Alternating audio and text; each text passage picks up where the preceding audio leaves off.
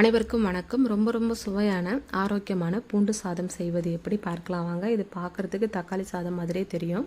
ஆனால் இது தக்காளி சாதம் இல்லைங்க, பூண்டு சாதம்.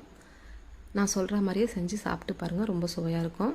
இப்போ எப்படி செய்கிறதுன்னு பார்க்கலாம் வாங்க. கடாயில் 3 ஸ்பூன் அளவுக்கு எண்ணெய் ஊற்றிக்கிட்டேன். எண்ணெய் சூடான பிறகு ஒரு 20 பல்லு பூண்டு எடுத்து சேர்த்துக்கிட்டேன். நாட்டு பூண்டை எடுத்துக்கணும்.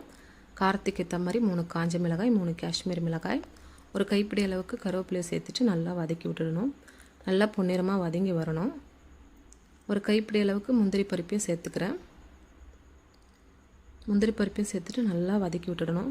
இது எல்லாமே நல்லா மொறுன்னு வர அளவுக்கு வறுத்து எடுத்துக்கணுங்க. இப்போ இதை ஒரு ஜாரில் மாற்றிக்கிறேன்.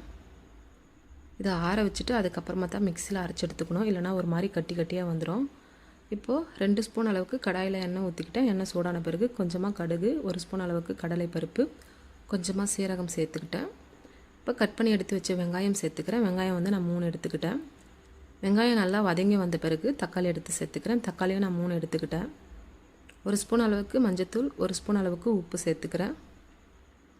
இப்போ இது எல்லாமே நல்லா வதங்கி வரணும். வெங்காயம் தக்காளியெல்லாம் நல்லா ஒரு 5 நிமிஷம் நல்லா வதக்கி விட்டுட்ட பிறகு ஒரு கைப்பிடி அளவுக்கு புதினாவை சேர்த்துட்டு நல்லா வதக்கி விட்டுடணும், தண்ணி ஊற்றக்கூடாது. இப்போ இது எல்லாமே நல்லா வதங்கி வந்த பிறகு இப்போ ஆற வச்சு எடுத்த இந்த பொருளை வந்து மிக்சியில் தண்ணி ஊற்றாமல் அரைச்சி எடுத்துக்கிறேன். இந்த மாதிரி அரைச்சி எடுத்துக்கணும், தண்ணி ஊற்றாமல். இப்போ வெங்காயம் தக்காளி கூட இதை சேர்த்து தண்ணி ஊற்றாமல் ஒரு 10 நிமிஷம் நல்லா வதக்கி விட்டுக்கிட்டே இருக்கணும். இந்த பச்சை வடைலாம் போகணும்.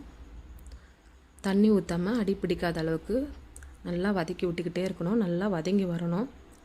இந்த மாதிரி நல்லா வதங்கி வந்த பிறகு தேவையான அளவுக்கு கொத்தமல்லியை தூவிட்டு ஒரு 2 நிமிஷம் வதக்கி விட்டுட்டு இப்போ ஆற வச்ச சாதத்தை இதில் சேர்த்துக்கிறேன். நான் ஒரு 3 பேர் சாப்பிட்ற மாதிரி சாதம் எடுத்துக்கிட்டேன்.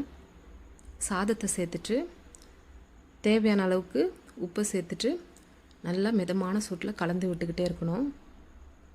கலந்து விட்டு எடுத்தால் சூப்பரான சுவையான ஆரோக்கியமான பூண்டு சாதம் ரெடி ஆகிடுங்க. இது சாப்பிட்றதுக்கு ரொம்ப சுவையாக இருக்கும். நீங்களும் இதே மாதிரி ட்ரை பண்ணி பாருங்கள். பிடிச்சிருந்தால் சப்ஸ்கிரைப் பண்ணுங்கள், லைக் பண்ணுங்கள். Thank you, follow me.